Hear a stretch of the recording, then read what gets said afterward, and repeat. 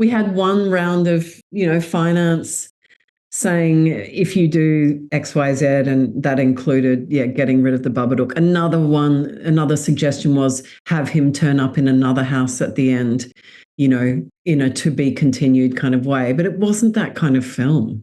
It was Amelia's monster.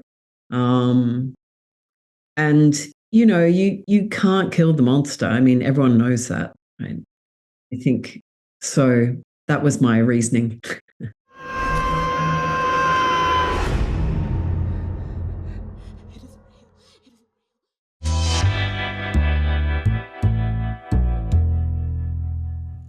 I absolutely love the Babadook and can't wait to finally be able to experience it in theaters. I have my tickets for next week already. Oh, fantastic. Yeah.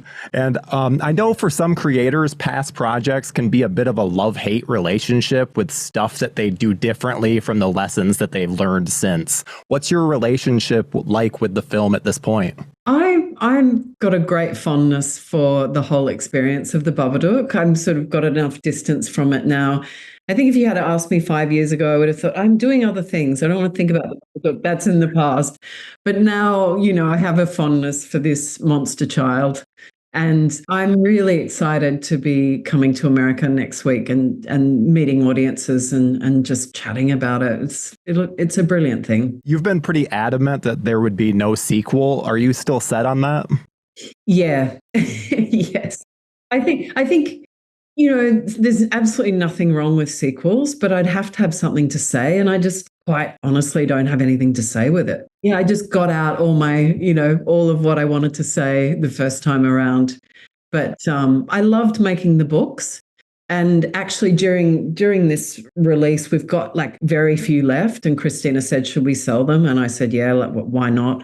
So there's a few of those left floating around. But apart from that, I don't have any desire to, I mean, he's still out there living anyway. He's still annoying people 10 years on. Well, and franchising a horror property seems to be all the rage, even going back to like the 80s. I'm curious, did that cause any issues with getting the film made initially, since you didn't want it to be sequelized? No, because I think it was such a low budget film made in Australia. There was no sort of demand to make a franchise. I think if it was a studio financing it now, there's no way we could keep the rights. We would have to sell them off most likely if we were first filmmakers. And like, don't get me wrong, I see Jason behind you there. Like, I'm not. I love franchises. I love them. Like, it's no snobbery. It's just not for me for this film. I appreciate that because I think it makes the film that much more special. Oh, yeah. I hope so. Yeah, that's my hope. And I of course did some research before this, and I'm very curious. Is it true that you turned down funding because they were asking you to kill the Babadook at the end? Yes, that is true. Yeah, we had one round of, finance saying if you do X, Y, Z, and that included, getting rid of the Babadook. Another suggestion was have him turn up in another house at the end, in a to be continued kind of way. But it wasn't that kind of film. It was Amelia's monster. And, you can't kill the monster. I mean, everyone knows that, right? I think so. That was my reasoning. Well, I think that makes the character, like the villain, so much more terrifying. The fact that it ends how it does. Yeah. And I really commend you with how you shielded Noah Wiseman from the adult themes of the movie. Do you recall the challenges that resulted in? Yeah, it involved a very gracious, trained actor sort of being on his knees most of the film, being abused by Essie's character, while Noah was safely off playing in another room. But I think with Noah too, we didn't protect him from the whole story, if that makes sense. So he knew that he was the hero of this story who could see the Babadook and had to warn his mother, otherwise she would get really sick. And, I explained it to Noah in that way. When he was 5 and he turned 6 during filming. And that's a very young mind, but it's also a mind that can grasp a lot. He's a really smart kid. And so because I put him in the driver's seat, I made him the hero of the film, which he is to me anyway.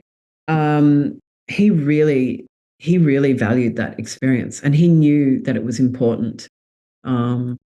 So yeah, his mother is a child psychologist, and she said to him at one point during the shoot, "You never concentrate at school, and yet here you're so concentrated." And he said, "Yeah, but this is important." Like, so he got it. That's awesome. Yeah, That's awesome. Yeah. Well, and there are so many very dark moments in the film with the abuse of a child and even the killing of a dog. It seems you absolutely refused to compromise on your vision.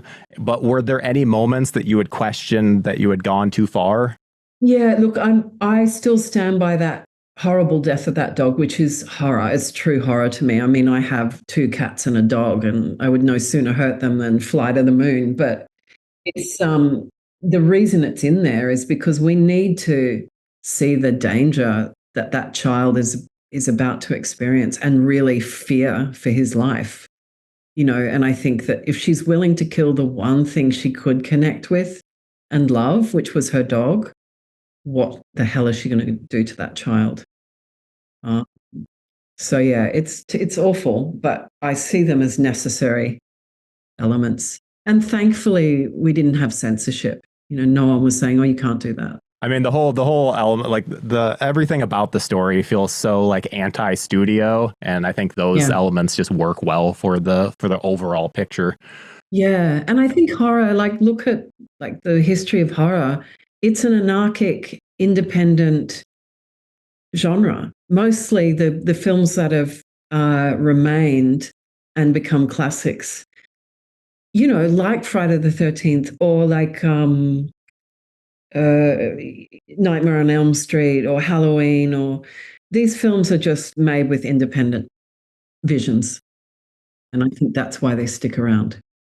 Yeah, I could not agree more. And I think in 2024, we as a society seem to be a little more accepting of children with socialization issues. But at the time, there was a lot of hate towards the Samuel character.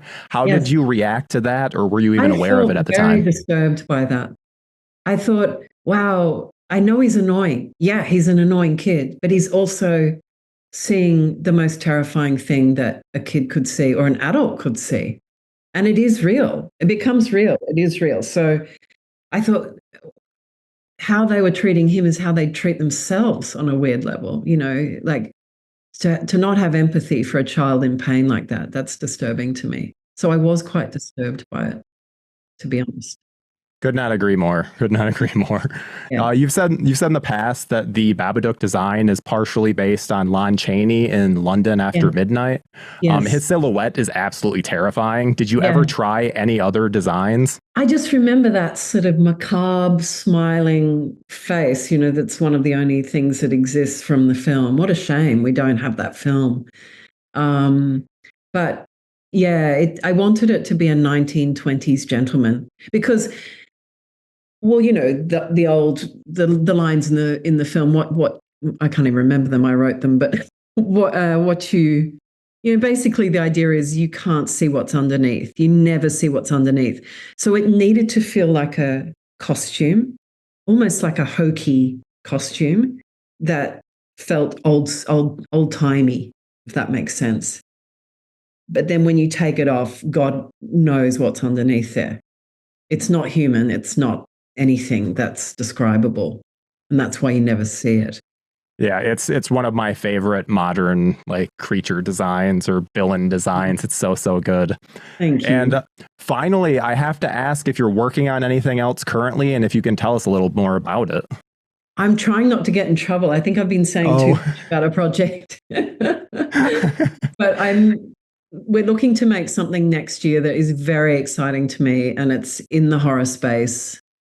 And it's an adaptation of a book. And that's all I can say. Oh, awesome. Well, I'm sure there's so many people that have been ready for that, some kind of horror follow-up. So I cannot wait.